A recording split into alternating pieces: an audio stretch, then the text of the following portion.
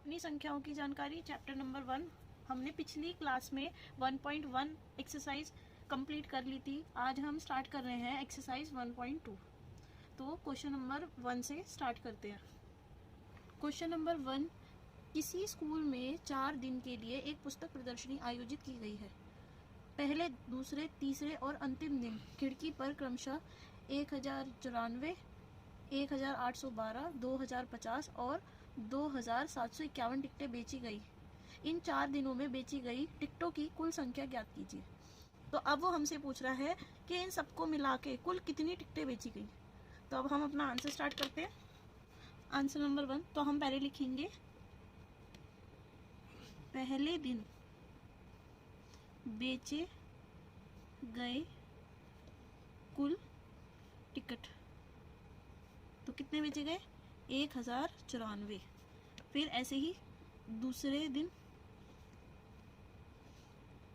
बेचे गए कुल टिकट 1812। ऐसे ही तीसरे दिन, फिर चौथे दिन, चौथे या अंतिम दिन। ठीक है, इसको ऐसे ही लिख देंगे। अब लिखते हैं, यहाँ क्वेश्चन में दिए हुए हैं 2050 और 2751। अब इसने क्या है, कुल कितने बेचे गए। तो हम यहाँ लिखेंगे बेचे गए कुल टिकट। तो इसको हमने कैलकुलेट कर लिया है। अब इसका आंसर ये है। तो हम लिखेंगे अतः इन 4 दिनों में बेचे गए टिकटों की कुल संख्या 7707 है। अब क्वेश्चन नंबर 2 देखते हैं। अब स्टार्ट करते हैं क्वेश्चन नंबर 2। शेखर एक प्रसिद्ध क्रिकेट खिलाड़ी है। वह टेस्ट मैचों में अब तक 6980 रन बना चुका है। वह 10,000 रन पूरे करना चाहता है। उसे कितने और रनों की आवश्यकता है। तो अब तक वो इतने रन 6980 रन बना चुका है। उसे 10,000 रन का टारगेट पूरा करना है। तो अभी वो यहाँ पर है और इसे 10,000 तक पहुँचना है। तो उसे कितने और रनों की आवश्यकता होगी। तो हम इस आंसर को सॉल्व करने के लिए 10,000 में से इसको माइनस कर देंगे तो आंसर आ जाएगा। तो अब स्टार्ट करते हैं आंसर नंबर 2। तो हम लिखेंगे पूरे करने वाले कुल रन, मतलब वो कितने रन अभी तक बना चुका है। तो पूरे करने वाले कुल रन है 10,000, मतलब उसे 10,000 रन बनाने हैं और वो अब तक बना चुका है 6980 रन। तो हम लिखते हैं अब तक बनाए गए रन कितने हैं? 6980। अब हमें ज्ञात करना है कि अब तक कितने रनों की हमें आवश्यकता है। तो इसे माइनस करेंगे, तो इसमें से माइनस हुआ तो क्या आएगा? 0203। अब हम आंसर में लिखेंगे अतः उसे 3020 और रनों की आवश्यकता है।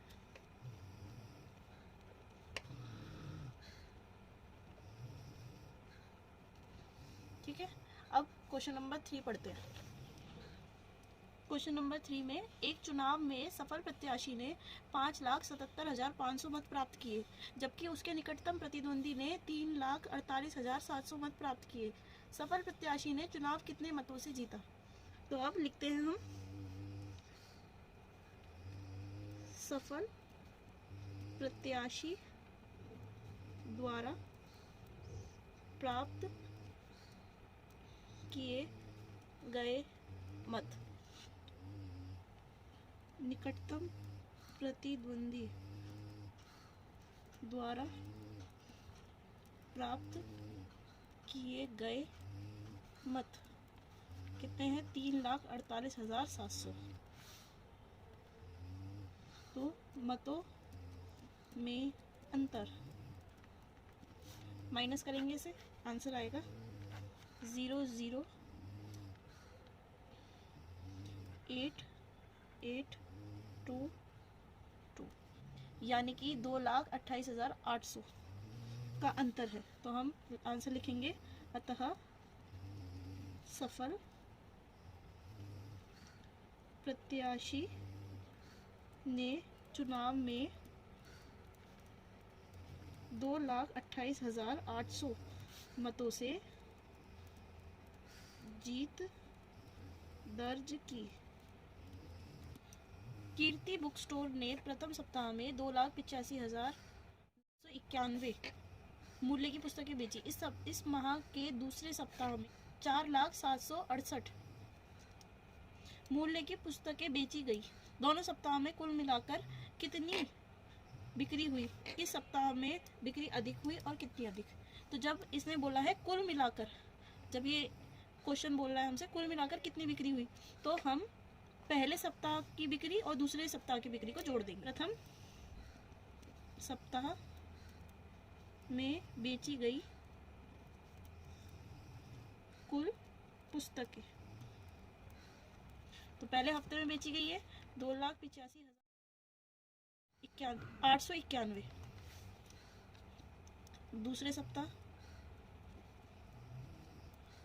में बेची गई पुस्तकें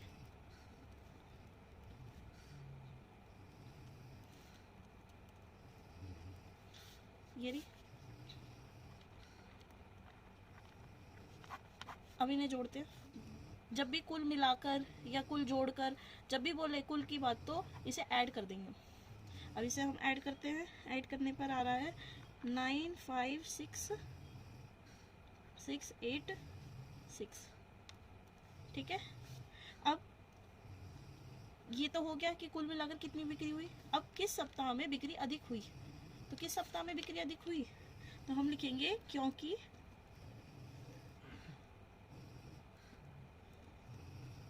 बताइए बच्चों, किस सप्ताह में बिक्री अधिक हुई? दूसरे सप्ताह में, क्योंकि ये है 4 लाख के समथिंग और ये 2 लाख। ठीक है, तो 4 लाख वाली डिजिट बड़ी होगी, ये तो आप देखते ही पहचान सकते हो, पूरे समझने की जरूरत भी नहीं है। ठीक है, तो अब हम लिखेंगे अतः दूसरे सप्ताह में बेची गई पुस्तकें पहले सप्ताह से अधिक है। अभी ये क्वेश्चन खत्म नहीं हुआ है, इसने पूछा है कि कितनी अधिक है। ठीक है, तो ये क्वेश्चन में पहले पूछा कि कुल मिलाकर कितनी पुस्तकें बेची गई, तो हमने ये निकाल लिया। और किस में ज़्यादा बेची गई, इसके लिए हमें दूसरे सप्ताह में बेची गई पुस्तकों में से माइनस करना पड़ेगा पहले सप्ताह की बेची गई किताबें। ठीक है, दूसरे सप्ताह में बेची गई कुल पुस्तक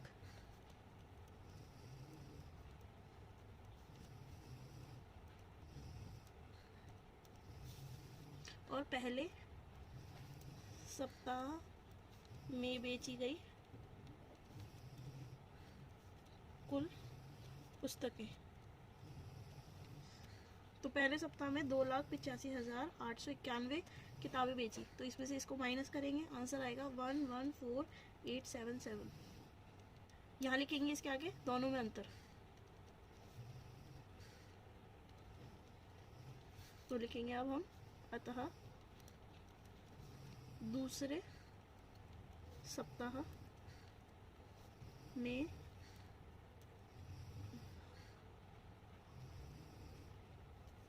एक 1,14,870 पुस्तकें अधिक बेची गई। क्वेश्चन नंबर 5, अंकों 6, 2, 7, 4 और 3 में से प्रत्येक का केवल एक बार प्रयोग करते हुए बनाई जा सकने वाली सबसे बड़ी और सबसे छोटी संख्याओं का अंतर ज्ञात कीजिए। तो 6, 2, 7, 4 और 3 का ही प्रयोग करना है हमें, और सबसे बड़ी संख्या बना दी है। तो पहले लिखते हैं सबसे बड़ी संख्या। ठीक है, सबसे बड़ा इसमें क्या है 7, तो लिखते हैं पहले 7, फिर लिखते हैं 6, फिर 4, 3, 2, और फिर इसके बाद बोला है सबसे छोटी, तो ये रहा सबसे छोटी संख्या। तो हम लिखते हैं अब सबसे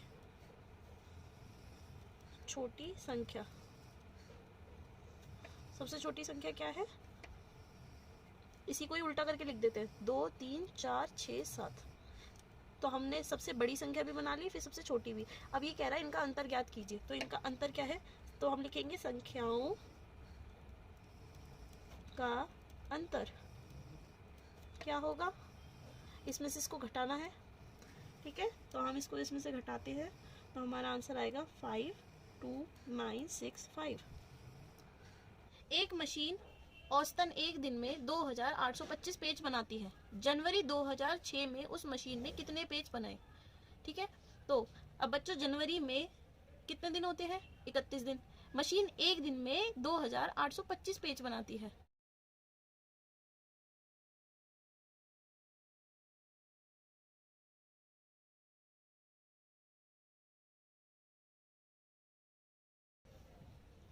एक मशीन द्वारा एक दिन में बनाए गए पेज कितने हैं? 2825।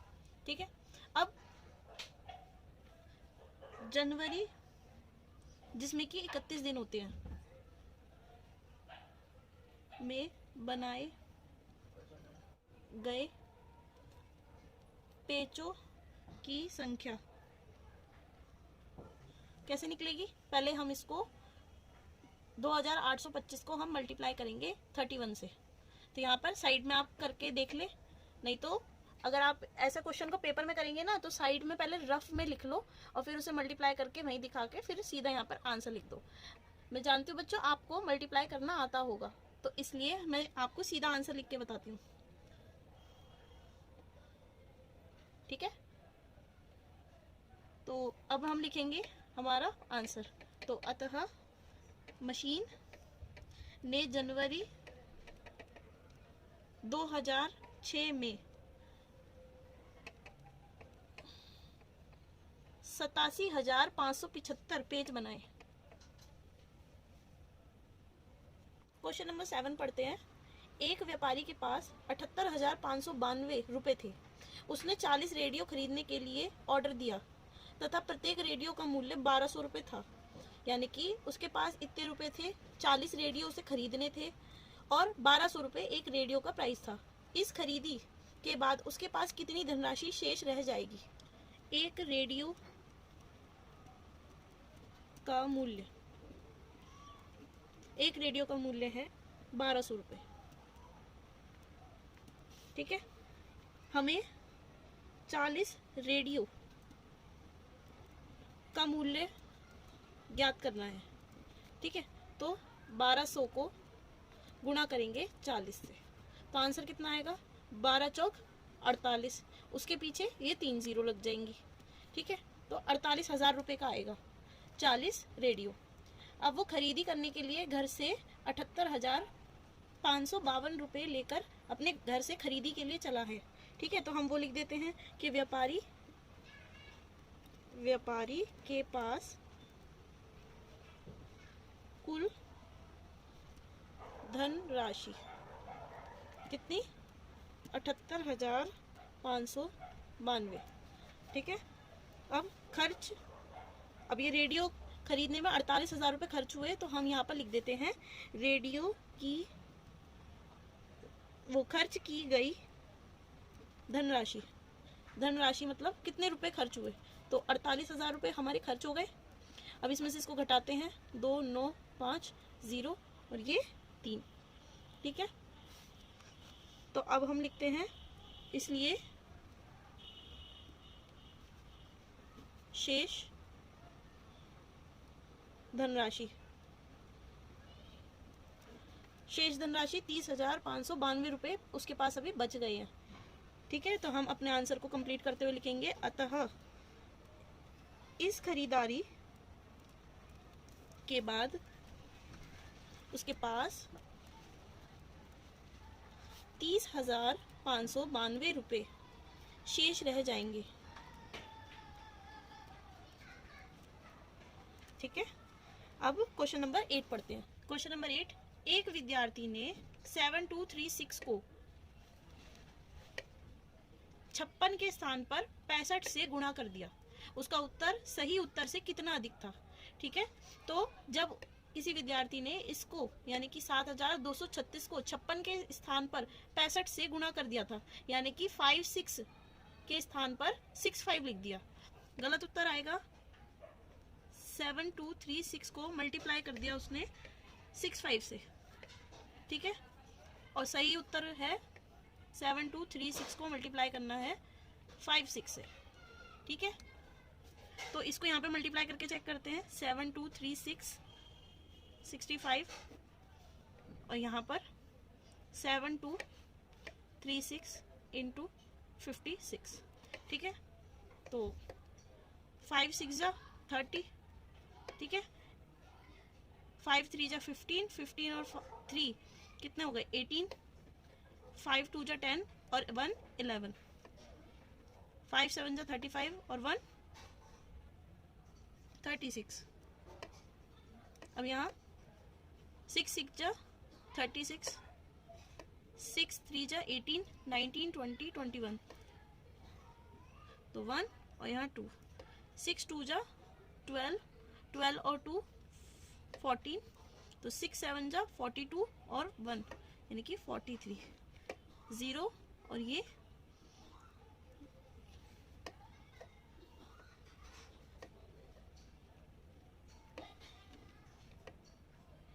ठीक है, तो हमारा आंसर ये आया है। अब यहाँ पर सही उत्तर, तो हम इसको पढ़ेंगे 6 6 36, 6 3 18, 19 20 21, 21 का 1 हासिल का 2, 6 दूनी 12, 12 और 2 13 14, और ये 6 7 42, 42 और 1 43, 5 1 30, 5 3 15, 16 17 18, 5 दूनी 10 और 1 11, 5 7 35 और 1 36। अब इन सबको ऐड करते हैं 6 1 12 1 कितना 5 0 1। ठीक है, मतलब सही उत्तर हमारा ये और गलत उत्तर ये। ठीक है, तो सही आंसर तो ये आना चाहिए था, पर अब इसने क्या कहा है कि जो उसका उत्तर सही उत्तर से कितना अधिक था। अब इसका अंतर देखते हैं। अंतर 4700340, यानी कि ये बड़ा है गलत उत्तर, सही उत्तर छोटा है, तो इसको इसमें से माइनस करेंगे हम। 405216 आंसर है इसका 65124। चाहे तो आप इसे चेक करके देख सकते हैं साइड में।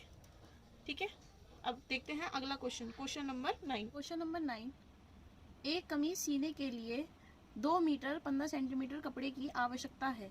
40 मीटर कपड़े में से कितनी कमीजें सी जा सकती हैं और कितना कपड़ा शेष बच जाएगा। तो बच्चों, एक कमीज को सीने के लिए यानी कि एक कमीज सिलने के लिए 2 मीटर 15 सेंटीमीटर कपड़े की जरूरत है और हमारे पास है 40 मीटर कपड़ा। तो अब हमें ये फाइंड करना है कि इसमें कितनी शर्टें बनेंगी। ठीक है, एक शर्ट बनाने में कितना कपड़ा यूज होता है 2 मीटर 15 सेंटीमीटर। तो अब हम लिखते हैं आंसर। एक कमीज सीने के लिए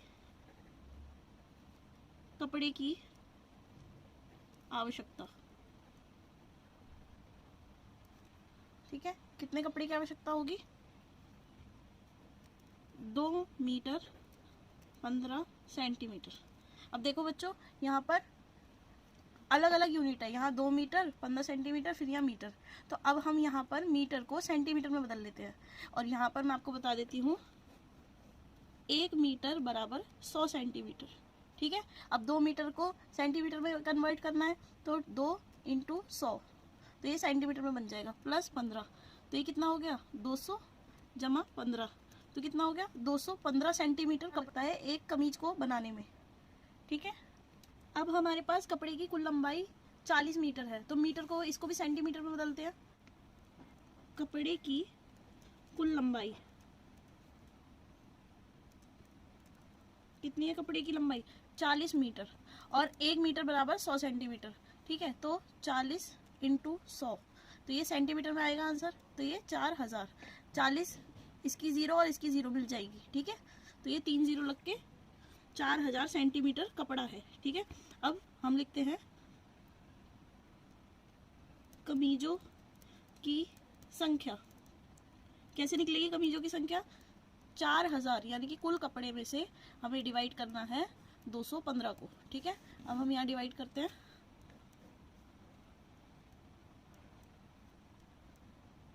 ठीक है, ये एक के 215, एक पर 215 बनता है, इसे माइनस करेंगे, ये बनेगा 185। ठीक है, और इस 0 को भी हम नीचे ले आएंगे, तो अभी कितने पे आएगा? ये आएगा 8 पर 1720। इसे माइनस करेंगे, 0 3 1। ठीक है, तो अब हम लिखेंगे अतः 40 मीटर कपड़े में से 18 कमीजें, ये कमीजों की संख्या बनी है, कमीजें सी जा सकती हैं।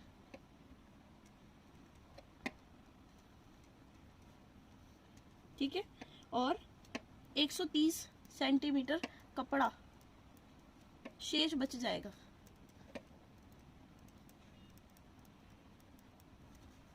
ठीक है बच्चों, अब ये 130 सेंटीमीटर, इसको मीटर में बदल के देखते हैं यहाँ साइड में, तो कितना मीटर होगा ये? 130 बटे 100, तो 2 0 छोड़ के पॉइंट लगा दो, तो कितना? 1.3 मीटर। ठीक है, अब हमने सेंटीमीटर को मीटर में बदल दिया।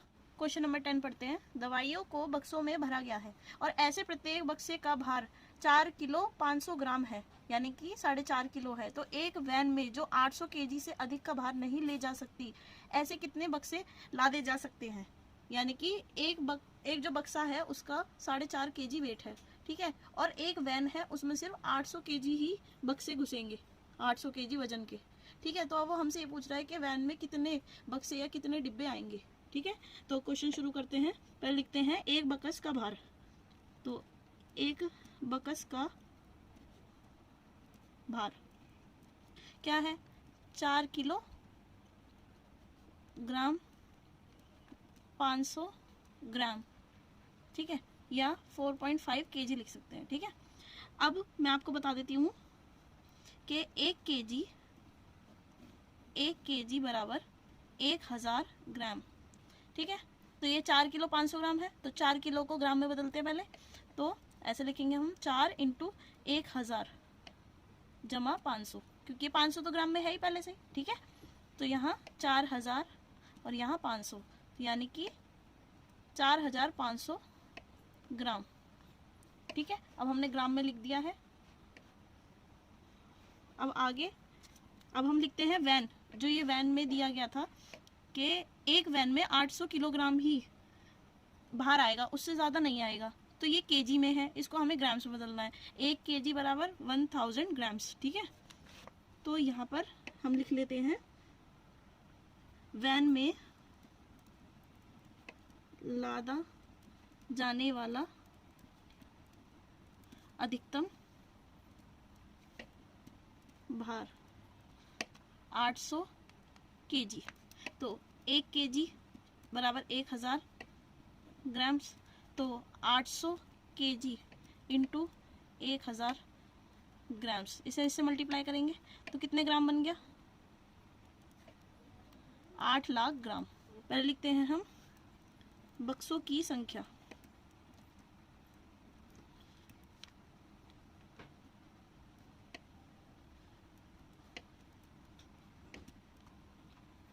ठीक है, वैन में 8 लाख ग्राम सामान आएगा और एक बक्से का वजन है 4500 ग्राम का, तो इसलिए हम यहाँ पर डिवाइड करते हैं इसे। तो यहाँ पर डिवाइड करते हैं 4500 और ये 8 लाख। ठीक है, तो ये 4500 एक पर आएगा। ठीक है, इसे माइनस करेंगे 3500 और ये, तो यहाँ 3500 है, एक 0 ऊपर से आ जाएगा। तो अब 4500 को 7 से गुणा करेंगे जब आएगा 31500। ठीक है, इसको इससे माइनस करेंगे तो यहाँ आएगा फिर 3500। ठीक है, फिर इसको लेके आएंगे नीचे, ये 0, यहाँ पर भी 70 पे 31 500, इसको माइनस करेंगे क्या आया 3500। ठीक है, तो यानी कि वैन के अंदर 177 बकस भरे जाएंगे। ठीक है, तो अब हम लिखते हैं अपना आंसर। अतः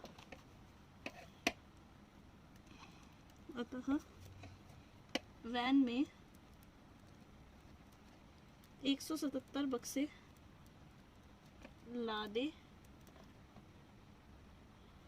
जा सकते हैं।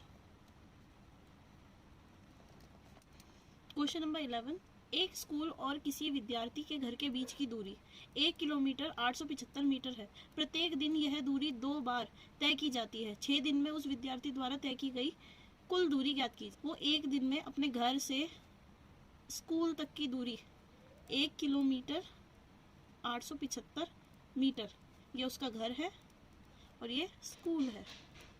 ठीक है, घर से स्कूल की दूरी 1 किलोमीटर 875 मीटर है और स्कूल से घर की दूरी भी यही है, तो वो इसका दुगना स्कूल से वापस आने में कर लेता है। स्कूल और विद्यार्थी के घर के बीच की दूरी कितनी है 1 किलोमीटर 875 मीटर। ठीक है, और इतनी ही दूरी घर और विद्यार्थी के स्कूल के बीच की है।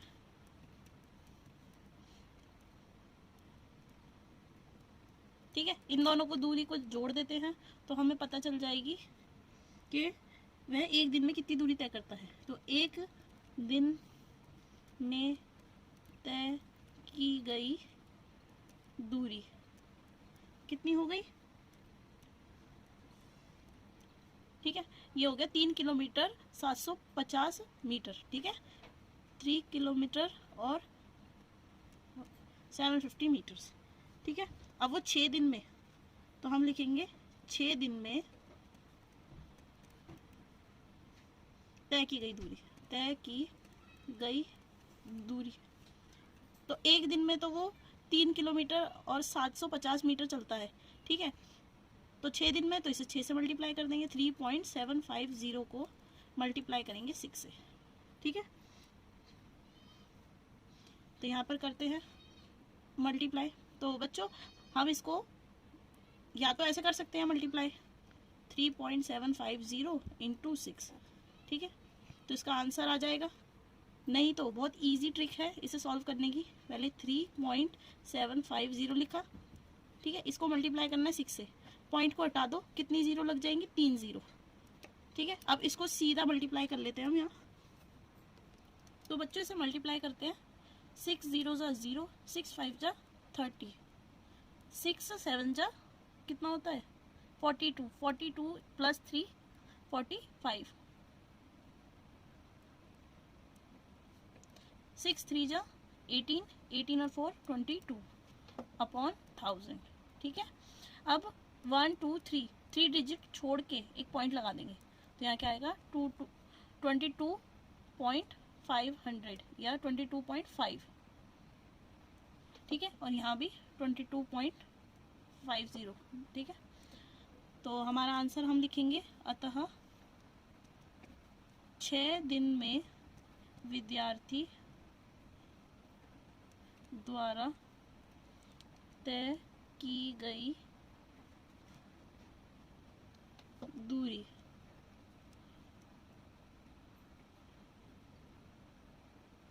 ठीक है 22.5 किलोमीटर। अब स्टार्ट करते हैं क्वेश्चन नंबर 12। क्वेश्चन नंबर 12 में एक बर्तन में 4 लीटर 500 मिलीलीटर दही है, यानी कि 4.5 लीटर दही है, तो 25 मिलीलीटर धारिता वाले कितने गिलासों में इसे भरा जा सकता है। ठीक है, तो मान लेते एक बर्तन है, उस बर्तन में 4.5 लीटर दही भरी हुई है। ठीक है, और 25 मिलीलीटर धारिता वाले कितने गिलासों में भरी जाएगी। ठीक है, तो यानी कि इसकी धारिता क्या है 25 मिलीलीटर। ठीक है, अब देखने से ही हमें पता चल रहा है कि ये यूनिट लीटर की है, ये मिलीलीटर की है। ठीक है, तो अब हम आंसर लिखते हैं। बर्तन में दही की कुल मात्रा, बर्तन में दही की कुल मात्रा 4.5 लीटर। ठीक है, अब हम इसको मिलीलीटर में बदलते हैं। अब मैं आपको यहाँ बता देती हूँ, 1 लीटर बराबर 1000 मिलीलीटर। ठीक है, तो 4.5 को मल्टीप्लाई करेंगे हम 1000 से। ठीक है, देखिए अब यहाँ 4.5 था, तो अब इसको कैसे सॉल्व करेंगे, पॉइंट हटाइए, 10 लग जाएगा, 1 0 से 1 0 कट जाएगी, तो हम 45 के पीछे 2 0 लगा देंगे, ये हमारी हो गई 4500 मिलीलीटर। ठीक है, अब आगे बढ़ते हैं। उसने कहा है 25 मिलीलीटर की धारिता वाले कितने गिलास भरे जाएंगे। ठीक है, तो लिखते हैं पहले, एक गिलास की धारिता कितनी, 25 मिलीलीटर। ठीक है, तो अब लिखते हैं भरे गए गिलासों की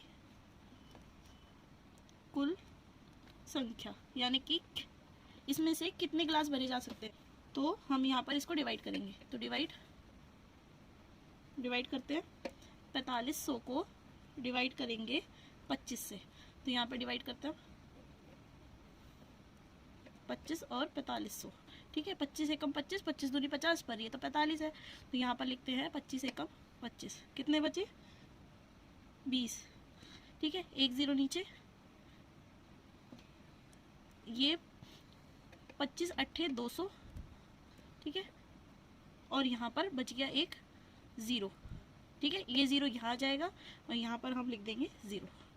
तो हमारे कितने 180 गिलास भरे जाएंगे। तो अब हम यहाँ अपना आंसर लिख देते हैं, अतः 25 मिलीलीटर धारिता वाले